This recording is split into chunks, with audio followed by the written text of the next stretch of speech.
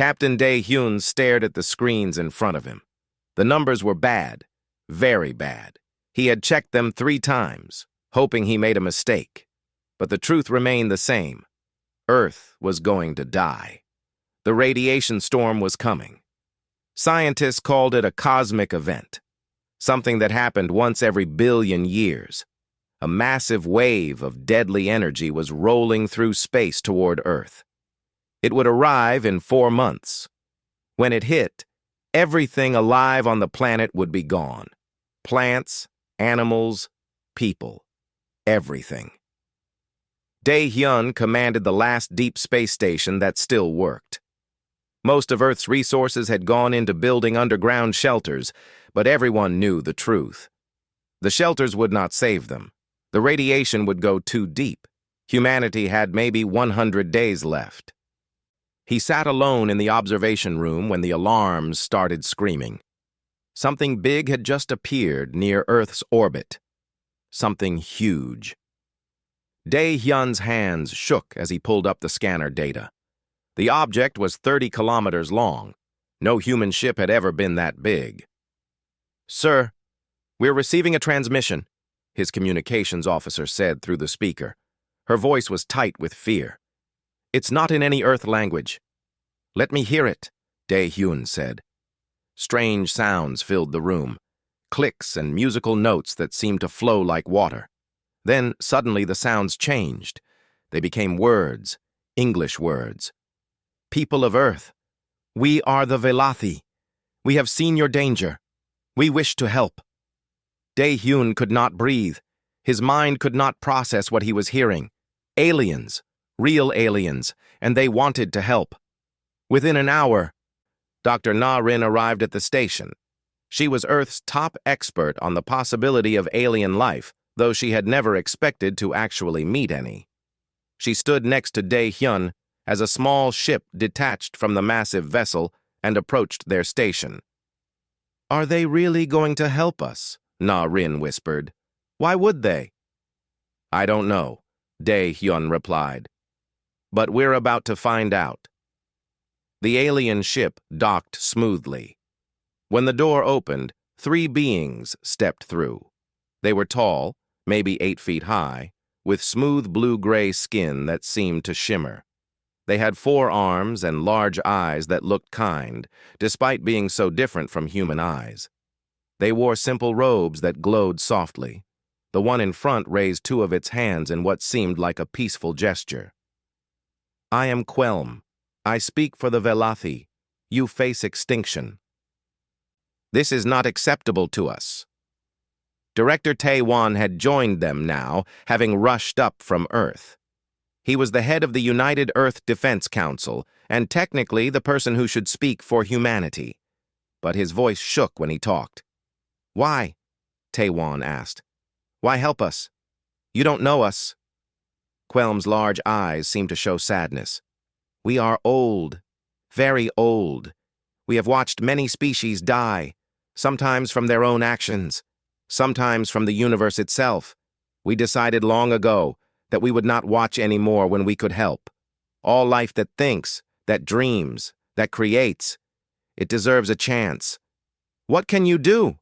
Na-rin asked. "Our best scientists say nothing can stop the radiation storm." "Your scientists are correct," Quelm said. "Nothing can stop it, but it can be deflected. We have brought a planetary shield generator. It will create a field around your world. The radiation will flow around you, not through you." Over the next 3 days, the Velathi worked. Their ships moved into position around Earth. Huge machines that looked like metal flowers opened in space, each one the size of a city. Dae-hyun and Na-rin watched in wonder as the aliens built a shield that completely surrounded their planet. Human engineers tried to help, but the Velathi technology was far beyond anything Earth had. Still, the Velathi were patient. They showed the humans what they could, explained what was possible to explain. Na-rin recorded everything, knowing that this knowledge could change humanity's future. Director Tae-won kept asking the same question. "What do you want in return? There must be something. Resources? Territory? We'll give you anything. But Quelm always gave the same answer. We want nothing. We need nothing from you. This is simply what should be done. When the radiation storm arrived, Dae-hyun stood on the observation deck with Na-rin. They watched as the deadly wave of energy crashed against the Velothi shield. The shield glowed bright blue, then purple, then colors that had no names in any human language. But it held. Earth remained safe inside its protective bubble. For 3 months, the shield stayed active. The Velothi remained in orbit, making sure their machines worked perfectly. During that time, small groups of humans were allowed to visit the Velothi ship. They learned that the Velothi came from a system very far away. They learned that the Velothi had saved other species before, though not many. They learned that the Velothi believed intelligence was the universe's most precious resource. "Why don't you save everyone?" a young scientist asked Quelm one day. "If you have this power, why let anyone die?" Quelm's expression was difficult to read, but his voice was gentle. "We are not gods. We cannot be everywhere. We cannot fix everything. We choose carefully where we can make a difference. Your species. We studied you for 3 weeks before coming. You have something special.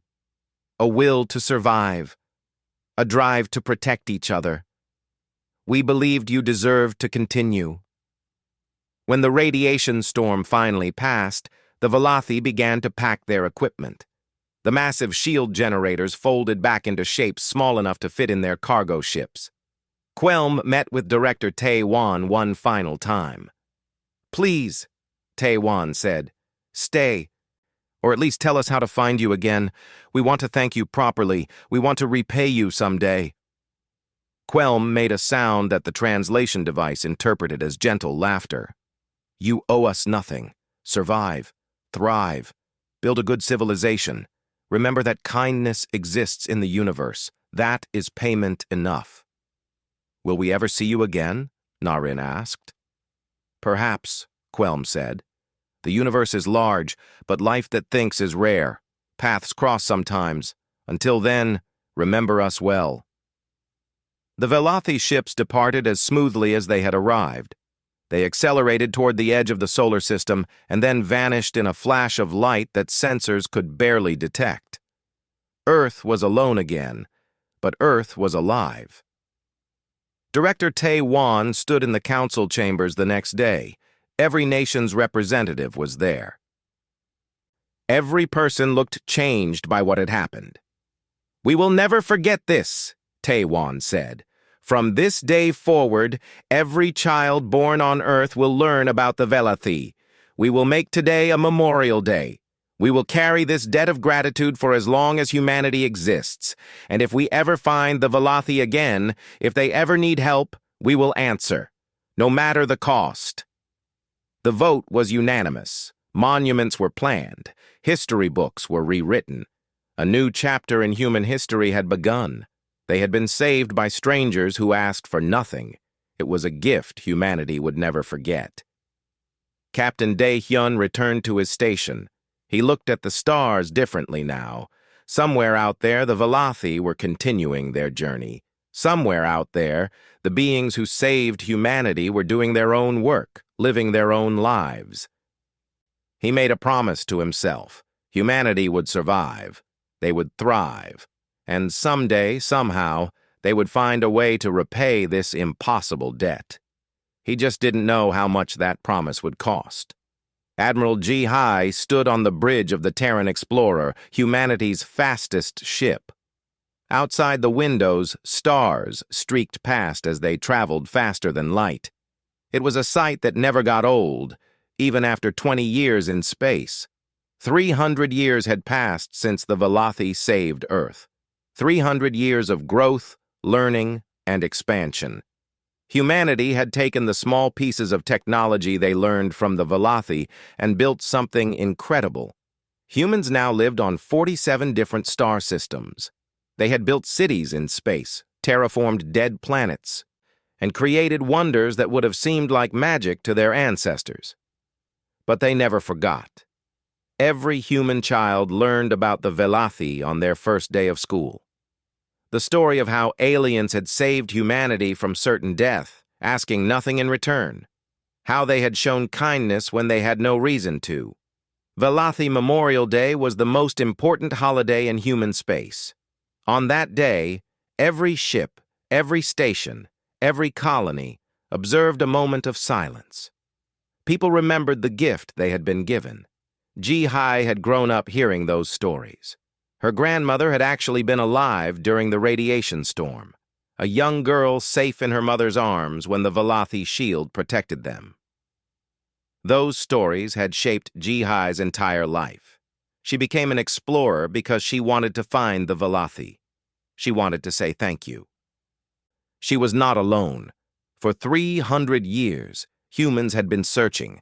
They had sent expeditions in every direction. They had explored thousands of star systems, but the Velothi seemed to have vanished. No trace, no signal, nothing. Until now. Dr. Sung Min hurried onto the bridge holding a data tablet. He was old for a space explorer, nearly 60, but his eyes were bright with excitement. Sung Min had spent his entire life studying what little information existed about the Velothi.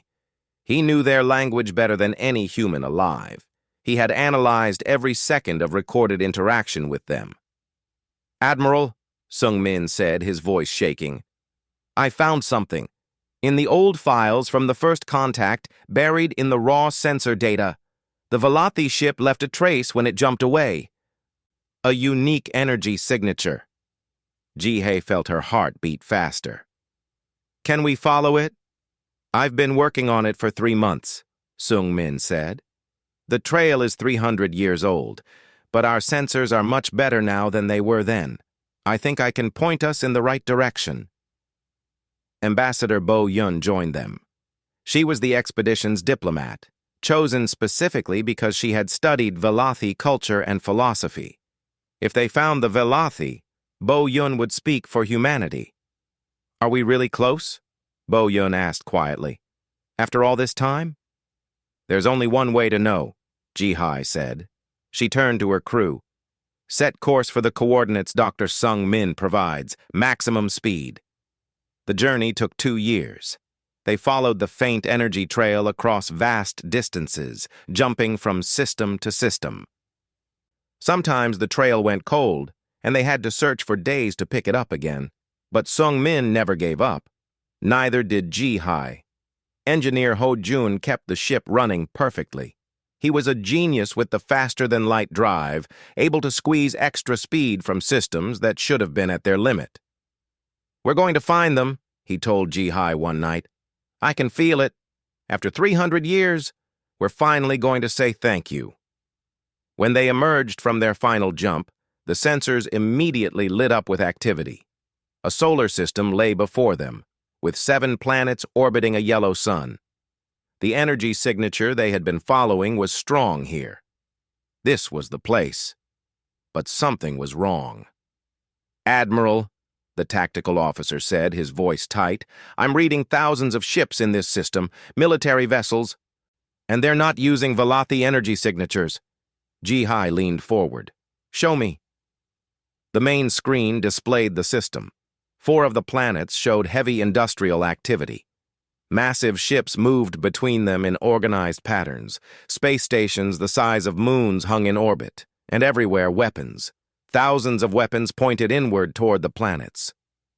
"This is a blockade," Bo Yun whispered. "Someone has conquered this system." Dr. Sung Min was working frantically at his console. "Wait!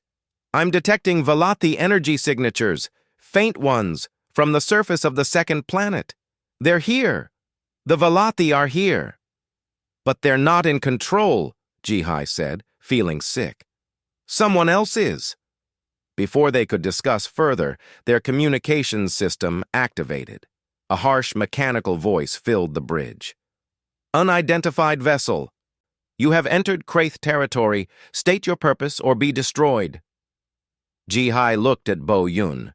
The ambassador took a breath and responded. "This is the Terran vessel Explorer. We are searching for the Velothi. We mean no harm. We only wish to speak with them." There was a long pause. Then the voice returned. now sounding amused. The Velothi are slaves. They belong to the Kraith Dominion. If you wish to purchase Velothi workers, you may submit a request through proper channels, otherwise leave immediately. Slaves. The word hit Ji-Hai like a physical blow. The Velothi who had saved humanity were slaves. We need to get closer, Sung-min said urgently. I'm picking up a transmission. It's in Velothi language. Someone down there knows we're here. Ji-Hai made a decision. All systems to stealth mode. Take us toward the second planet. Slowly. Don't let them see us as a threat. The Terran Explorer was equipped with the best hiding technology humans had developed. They slipped past the Kraith patrol ships, moving carefully through the blockade. It took 6 hours of slow, careful movement, but they reached a position near the second planet. The transmission Sung-min had detected grew stronger. He worked to decrypt it, his hands flying over his console. Finally, words appeared on the screen. Humans of Earth. This is Elder Sumeth of the Velothi. I remember your species. I was young when we saved your world. I never thought I would see you again. But please, you must leave. The Kraith will kill you if you stay. Ji-Hai grabbed the communication controls. Elder Sumeth, this is Admiral Ji-Hai. We came to find you. We came to thank you. What happened here? There was a long silence. When Sumeth's voice returned, it was filled with sadness that the translation software could barely convey.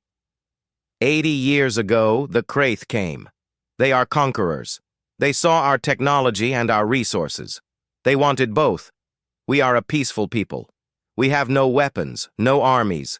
We did not know how to fight. They took our worlds in 3 months. How many of you are left? Bo Yun asked softly. 3 million, Sumeth said. We once numbered 12 billion. The Kraith work us until we die. They take our knowledge and use it for their wars. They do not care that we are alive, only that we are useful. Ji-Hai felt rage building in her chest. Why? Why did they target you? Sumeth's answer made her blood run cold. Because we were weakened. 80 years ago was not long after we saved your world. The resources we spent building your planetary shield, the energy we used to protect you for 3 months, it left us vulnerable. We had to deactivate defense stations to power the shield generator. We had to take ships away from our borders to transport the equipment to your system. The truth crashed over Ji-Hai like a wave. The Velothi had saved humanity, and that act of kindness had destroyed them. When the Kraith attacked, Sumeth continued, we were not prepared. We did not have the resources to fight back. We paid for your survival with our own. I'm so sorry, Ji-Hai said, tears running down her face. We didn't know. We've been searching for you for 300 years. We wanted to thank you, to repay you. There is no repayment needed, Sumeth said. We saved you because it was right. We knew the risks. We accepted them. I only wish I could see your civilization one more time, to know that our sacrifice meant something. Ji-Hai looked at her crew. They all had the same expression: horror, guilt, and something else, determination. Elder Sumeth, Ji-Hai said carefully, tell me about the Kraith. How strong are they? Very strong, Sumeth replied. They control 83 star systems. They have thousands of warships. They have conquered dozens of species. Why do you ask? Ji-Hai looked at Bo Yun and Sung-min. She saw her own thoughts reflected in their eyes. Because we're going home, Ji-Hai said, and we're bringing every ship, every weapon, every resource humanity has. The Velothi saved us when we faced extinction. Now it's our turn to save you. No, Sumeth said urgently. The Kraith will destroy you. They are too powerful. Do not throw away your civilization for us. You don't understand, Ji-Hai said quietly. Every human child learns your story. Every human knows what you did for us. We carry a debt 300 years old, and humanity always pays its debts. She turned to her crew. Record everything. Every detail about this system, the Kraith forces, everything. We're taking this information home, and then we're coming back. As the Terran explorer turned away and prepared to jump to faster-than-light speed, Ji-Hai took one last look at the planet where the Velathi suffered. 3 million survivors of a species that had shown nothing but kindness. "Hold on," she whispered. "We're coming back for you, I promise." The ship jumped away, racing back toward Earth with news that would change everything. The Velathi had helped humanity once. Now humanity would repay them, no matter what it cost. Admiral Ji-Hai could not sleep. She paced the small quarters on the Terran explorer as the ship raced back toward Earth.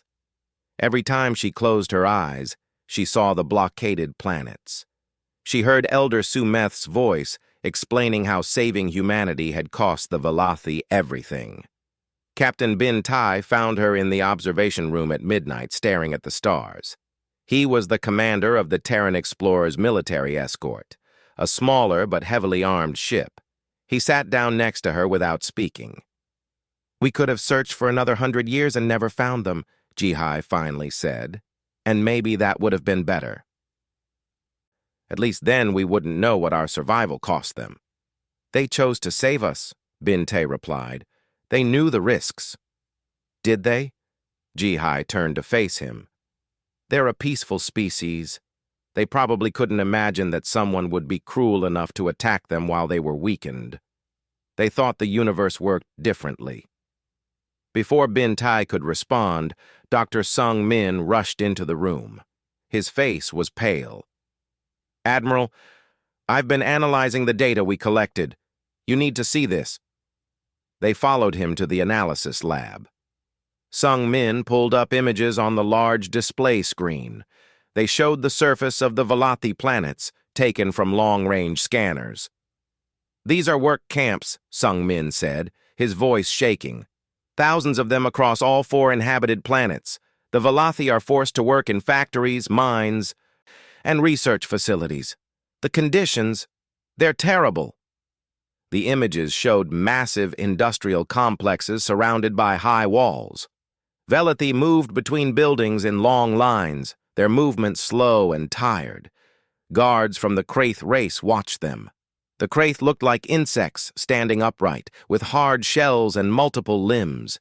They carried weapons that crackled with energy. Medical officer Yoon Mi joined them. She was an expert in alien biology. She studied the images carefully, then shook her head. "Look at their posture, the way they move. These Velathi are sick, malnourished, and injured. I'd estimate they're working 16 to 18 hours per day with minimal food." "How long can they survive like this?" Ji-Hai asked quietly. "Not long," Yoon-Mi said. "Maybe another generation at most." "The Kraith are working them to death." Ambassador Bo Yun arrived looking exhausted. She had been reviewing every piece of information they had about the Kraith Dominion. "I've been cross-referencing our database with what we observed. The Kraith have conquered 83 star systems over the past 200 years. They're an empire built on slavery and war. Every species they defeat becomes their property." She pulled up more data. "The Kraith have a military unlike anything we've seen. Their technology is advanced. They have approximately 15,000 warships, not counting smaller vessels. They have weapons that can destroy planets. And they've never lost a war." "Why?" Bin Tai asked. "What makes them so successful?" "They're ruthless," Bo Yun said simply. "They don't negotiate. They don't show mercy. When they conquer a species, they take everything: resources, technology, people. They use enslaved scientists to improve their weapons. They use enslaved workers to build more ships. Every victory makes them stronger." Ji-Hai felt sick. And the Velathi are perfect victims for them. All that knowledge, all that advanced technology, and no way to fight back. Dr. Sung Min had been working quietly at his console. Now he spoke up, his voice small. "I found something else. Records of other species the Kraith have conquered. 23 species are now extinct, worked to death or killed when they were no longer useful. The Velathi are heading toward the same fate." The room fell silent. The weight of what they had discovered pressed down on all of them. We need to get this information to Earth immediately, Ji-Hai said. The Council needs to know everything. Over the next weeks, the Terran Explorer pushed its engines to the maximum. Engineer Ho Jun worked miracles, getting more speed from systems that were already strained. They made the journey back to Earth in half the normal time. When they emerged in Earth's solar system, they were met by a fleet of ships.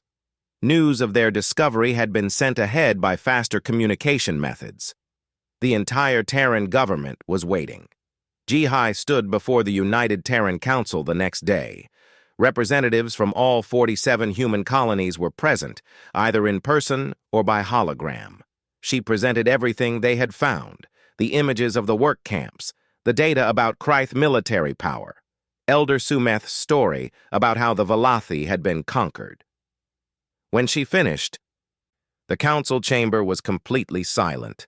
Finally, Counselor Day Wan stood. He was old, nearly 90, and his family had served on the council since the day the Velothi saved Earth. The Velothi saved every human alive today, he said quietly. My grandmother told me stories about the radiation storm, about how everyone thought they would die, about how the Velothi appeared like angels and asked for nothing. He looked around the chamber. For 300 years we have lived with a debt. We taught our children about it. We built monuments to it. We promised we would repay it someday. That day has come. Another counselor, a younger woman named Haya Jin, stood. The Kraith have 15,000 warships. We have maybe 2,000. They control 83 systems. We control 47. We've never fought a real war. They've fought dozens. If we challenge them, they will destroy us. Maybe, said Counselor Tae-Su, an old military commander. But can we call ourselves human if we abandon them? The Velothi didn't calculate the risks before saving us. They just did it because it was right. The debate raged for hours. Some argued that humanity had to be practical, that they couldn't save the Velothi by getting themselves killed. Others argued that honor mattered more than survival, that a civilization built on abandoning their saviors was not worth preserving. Admiral Ji-Hai watched it all. Finally, she stood and spoke again. I understand the fear. I've seen the Kraith forces. I know what we're facing. But I need to tell you something else. Something Elder Sumeth said to me. The chamber quieted. He told me that the Velothi don't regret saving us. Even knowing it led to their conquest, they would make the same choice again. Because they believe that kindness matters, that protecting life matters, that some things are worth any cost. She paused. If we abandon them now, we prove they were wrong. We prove that kindness is weakness, that mercy deserves punishment. We prove that the Kraith are right about how the universe works. Counselor Day Wan stood again. I call for a vote. All in favor of mobilizing for war against the Kraith Dominion to free the Velothi, regardless of the cost. The vote was not unanimous. Fear won some hearts. Practicality convinced some minds. But when the count was finished, the result was clear. Humanity would go to war. The chamber erupted in activity. Military commanders began planning. Scientists started developing weapons. Diplomats prepared messages to send to other species who might join the fight. Ji-Hai left the chamber and returned to her ship. A message was waiting for her, transmitted through secure channels. It was from Elder Sumeth. Admiral Ji-Hai, the message said, we have learned that your ship returned to Earth. The Kraith have increased security, fearing you might return with others. Many Velothi have been punished because you made contact with us. I do not tell you this to make you feel guilt. I tell you so you understand the danger. The message continued. Please, do not sacrifice your people for us. We are already dying. We have accepted this. But your species is young, full of potential. Do not throw that away. Remember us, honor us, but survive. That is all we ask. Ji-Hai felt tears on her face. The Velothi, even while enslaved, even while dying, were still trying to protect humanity, still trying to save them. She recorded a response, though she did not know if it would reach Sumeth.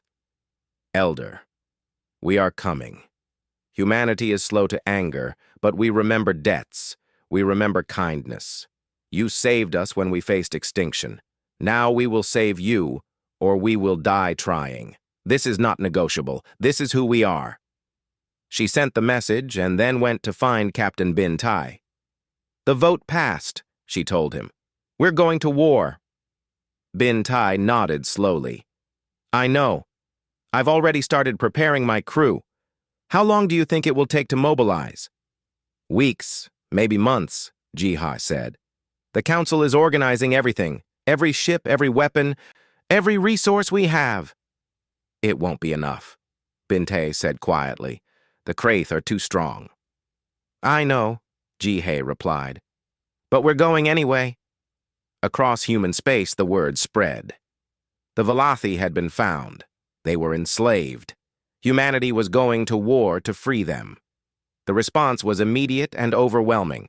Volunteers flooded recruitment centers. Retired soldiers came back to service. Engineers worked double shifts building new ships. Scientists developed weapons at a pace that seemed impossible. Every human child had grown up learning about the Valathi. Now those children, grown into adults, would repay the debt their civilization owed. Medical Officer Yunmi prepared field hospitals. Dr. Sung Min studied everything known about Kraith tactics. Ambassador Bo Yun tried to find allies among other species. Though most were too afraid of the Kraith to help, and Admiral Ji Hai prepared for the hardest mission of her life. She would lead the fleet that would try to free the Valathi. She would face an enemy that had never lost. She would risk everything humanity had built over 300 years. But she would keep her promise. She would repay the debt, or she would die trying. The Valathi had helped humanity once. Now it was humanity's turn. Premier A. Wan stood at the window of the government building, looking down at the streets of New Seoul. They were filled with people, thousands of them, all moving with purpose. Volunteers heading to recruitment centers, workers going to factories that now ran 24 hours a day.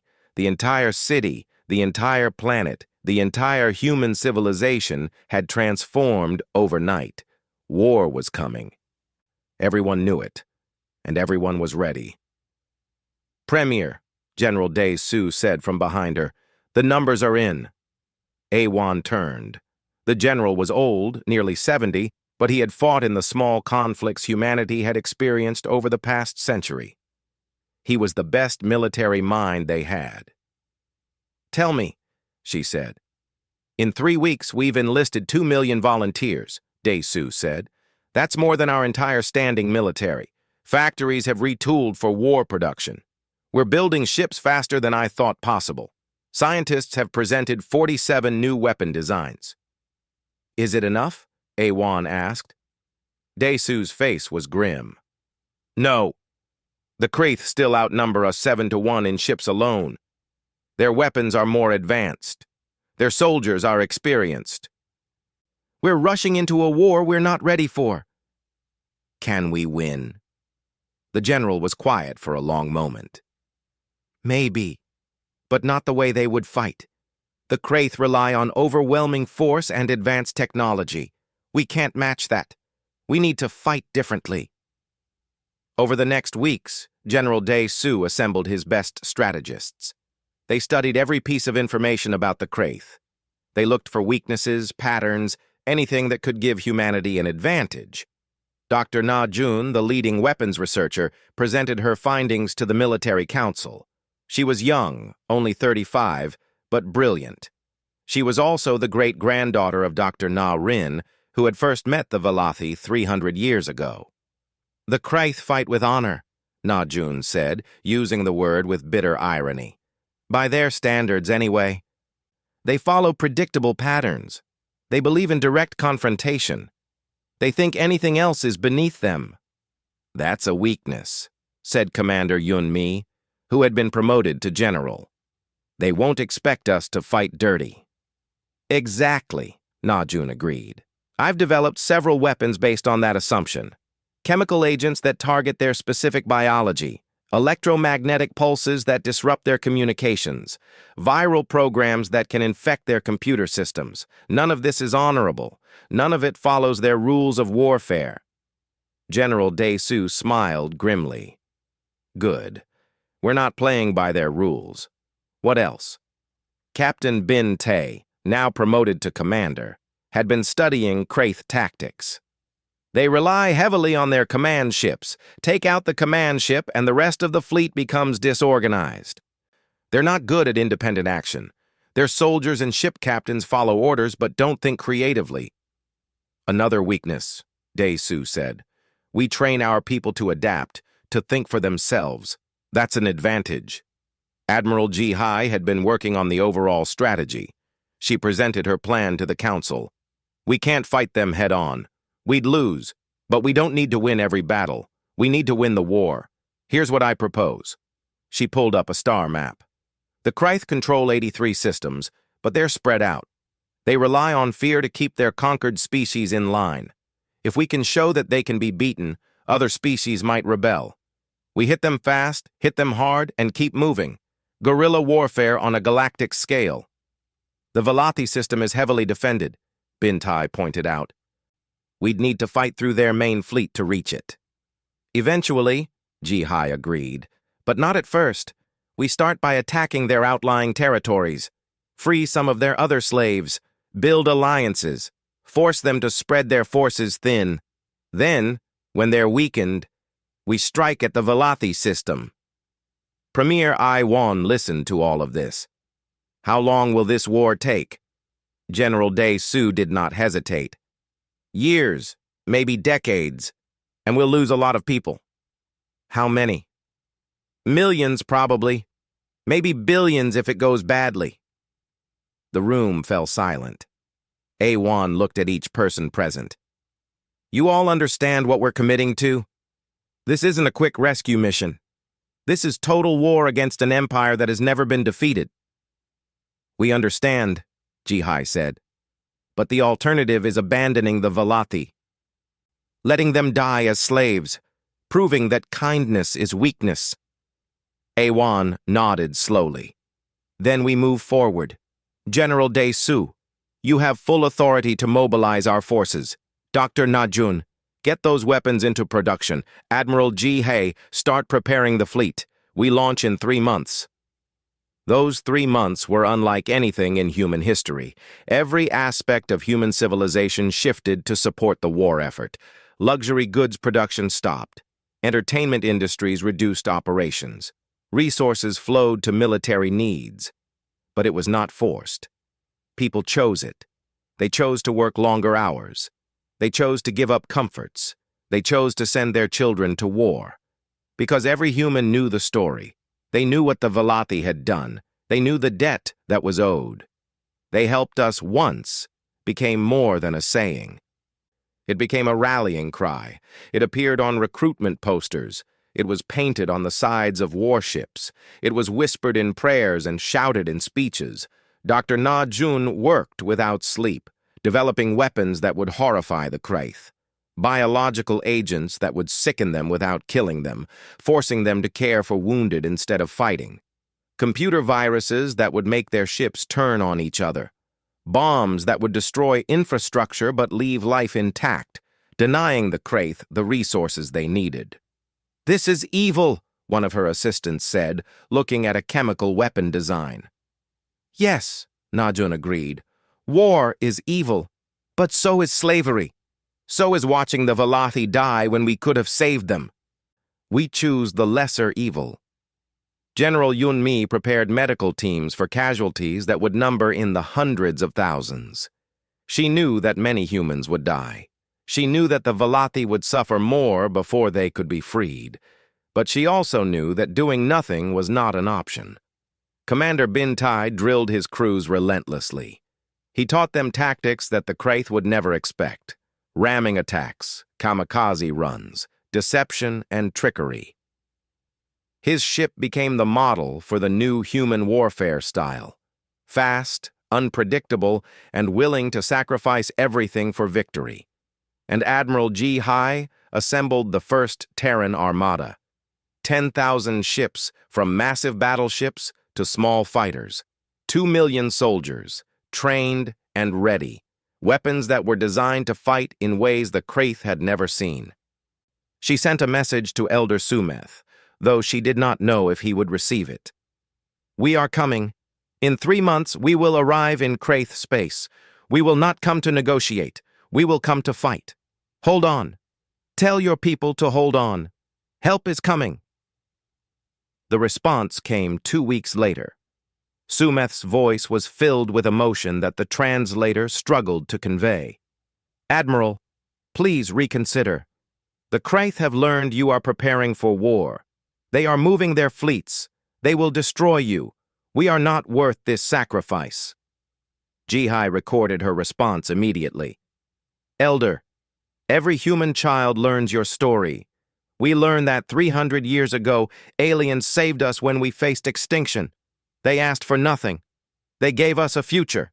Now those same aliens are dying as slaves and you ask us to do nothing?" She paused. "The Kraith don't understand humanity. They think we're like them, that we calculate costs and benefits. They don't understand that we remember.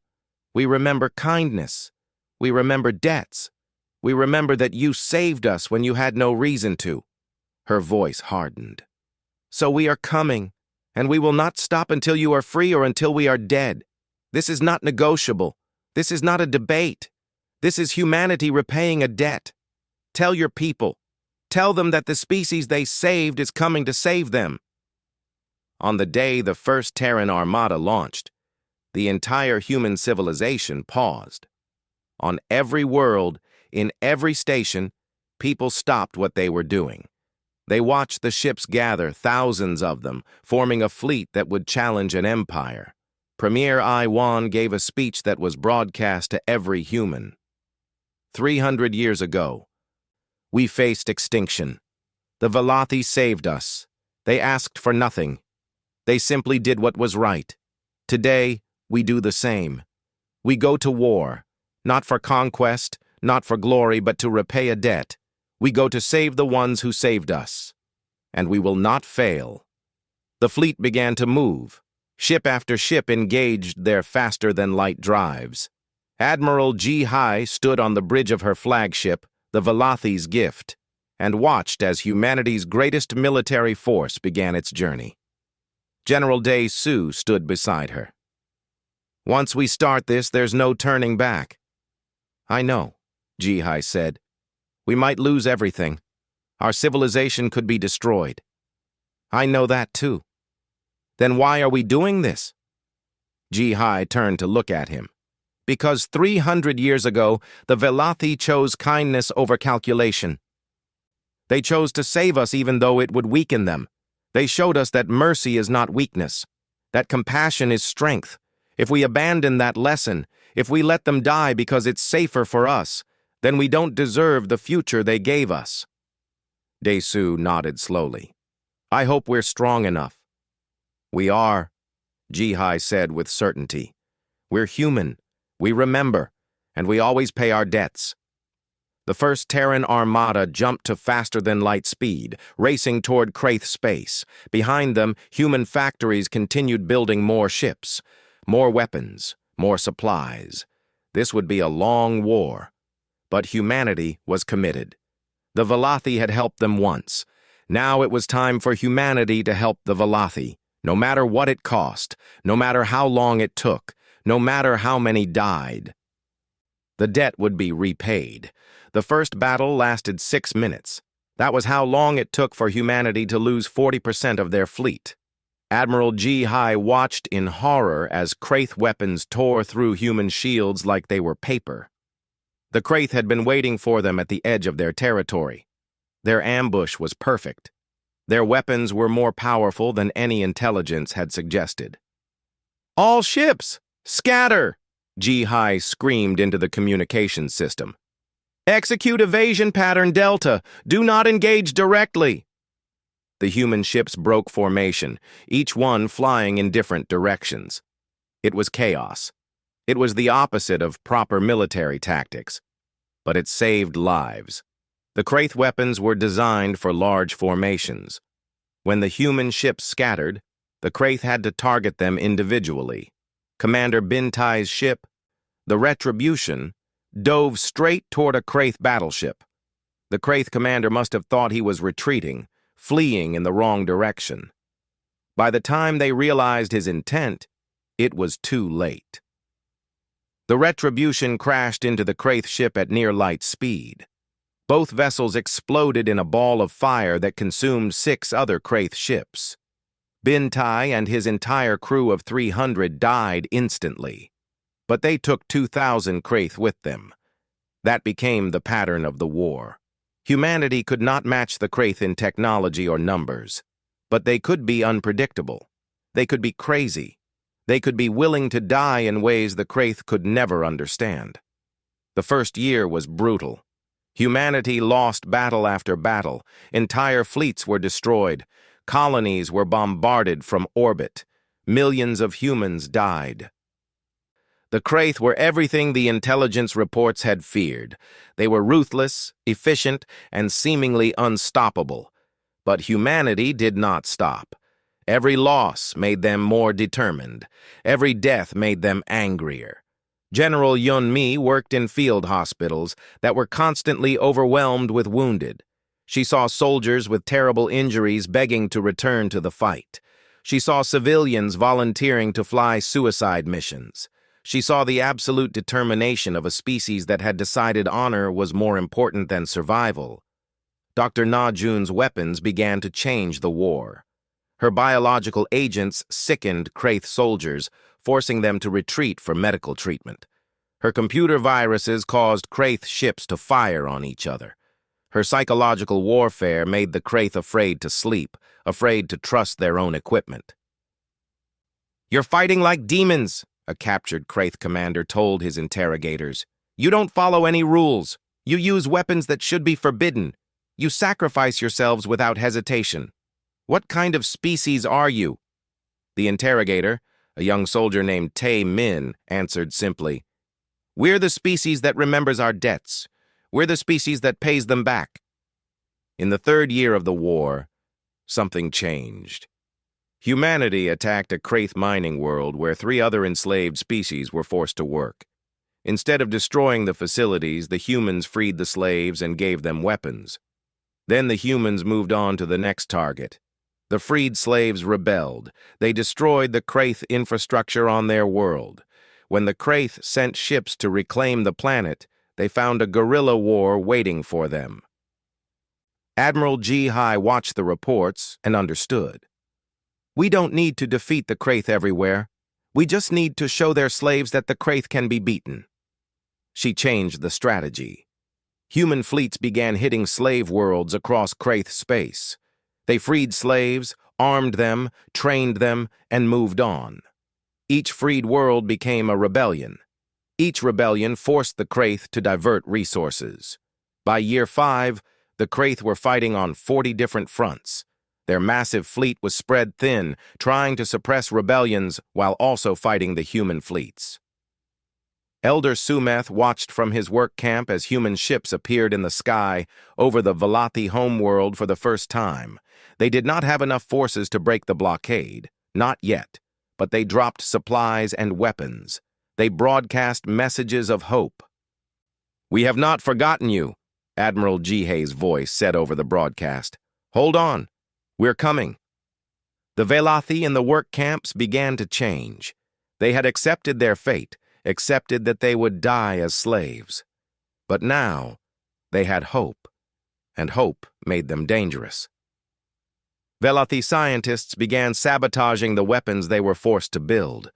Valathi workers began destroying equipment when the guards were not looking.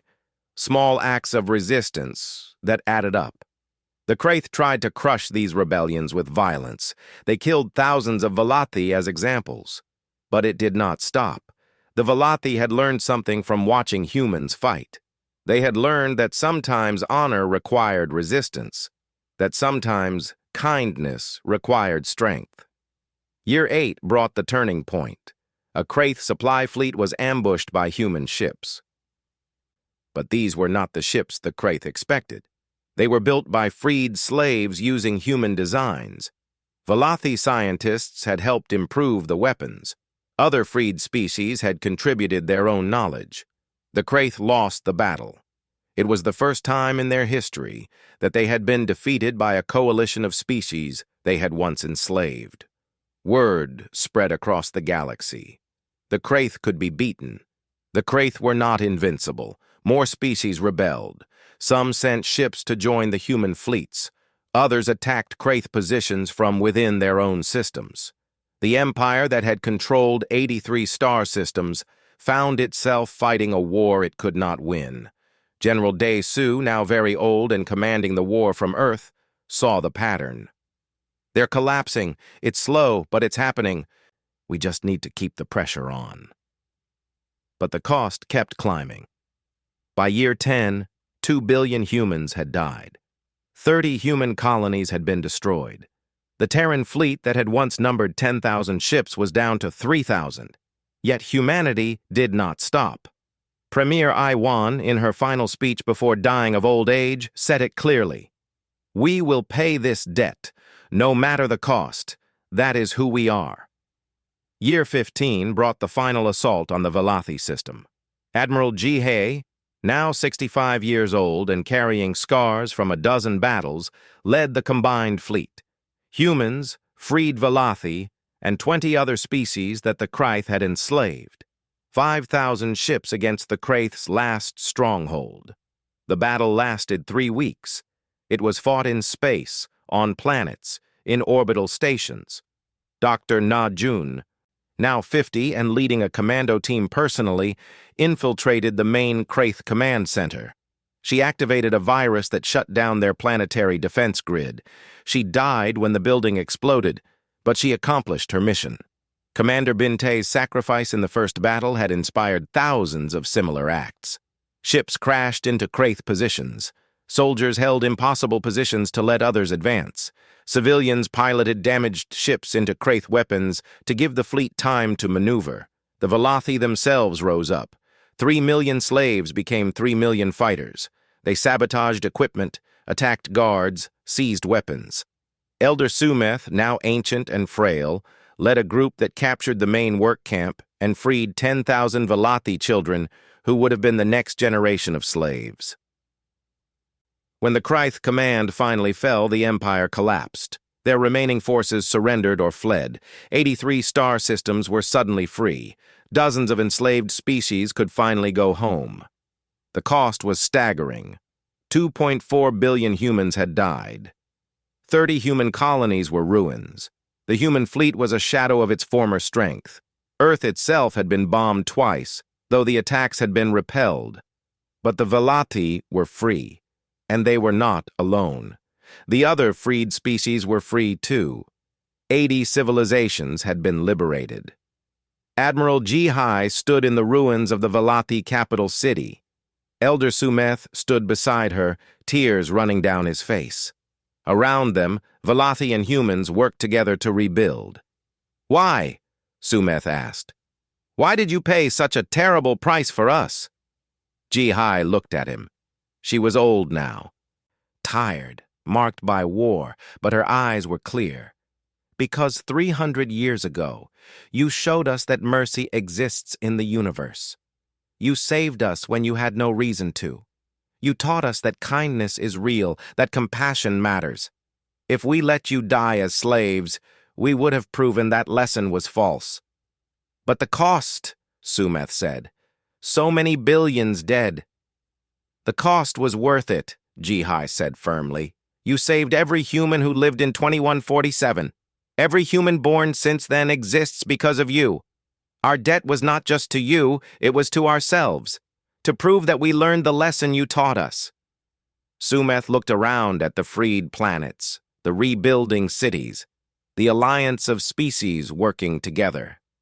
"What happens now?" "Now we build something new," Ji Hae said. "The covenant of reciprocal grace, Velothi science and human strength. A promise that we will never let tyranny flourish unchallenged again.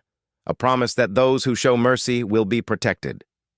The Velothi offered humanity everything: their technology, their worlds, their resources. Admiral G. High refused it all. "We didn't fight for payment," she said. "We fought because it was right. Because you taught us that some things matter more than survival. You taught us that 300 years ago. We finally got the chance to show you that we learned." Years later, Velothi and human children played together in memorial gardens built on both Earth and New Velath. The gardens honored both species, honored the Velothi who had saved humanity, honored the humans who had saved the Velothi, honored the billions who had died in the war. A statue stood at the center of the largest memorial. It showed a Velothi and a human, hands joined, looking toward the stars. The inscription read, "They helped us once, and humanity repaid them in ways that changed everything." Admiral G. High, now very old, visited the memorial on the anniversary of the war's end. A young Velothi child approached her. "Are you Admiral G. High?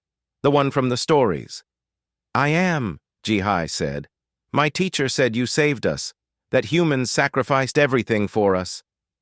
G. High smiled and knelt down to the child's level. "We saved each other. Your ancestors saved us first. They showed us what we could be. We just returned the favor." "Was it worth it?" the child asked. "All those people who died?" G. High looked at the memorial, at the names of billions engraved in stone, at the humans and Velothi working together to build a better galaxy, at the alliance that had formed from mutual sacrifice.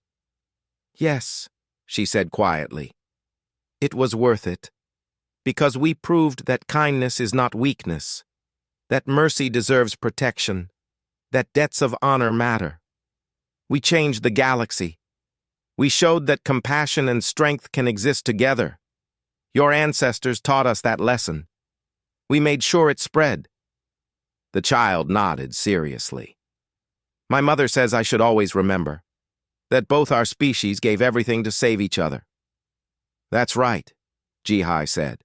"And as long as we remember, as long as we teach our children what happened, we make sure all those sacrifices meant something." She stood slowly, her old bones aching. She looked one last time at the memorial, at the statue of Velothi and human joined together. She thought of Bintei, Na Jun, Day Su, and the billions of others who had died to repay an ancient debt. They had changed everything. The Velothi had shown humanity that mercy exists. Humanity had proven that mercy deserves to survive. Together they had built something new, something better. An old Velothi approached, moving slowly. It was Elder Sumeth, now ancient beyond measure. He stood beside G. High without speaking for a long time. Finally, he said, "We saved each other, your species and mine. We showed the galaxy that kindness is real, that it can survive, that it can be protected." "Yes," G. High agreed, "and that lesson will outlive us both." They stood together in the memorial garden, two old warriors from species that had saved each other. Around them, children of both species played in the peace that had been purchased with so much sacrifice. The Velothi had helped humanity once. Humanity had repaid them, and in doing so, both species had changed the galaxy forever.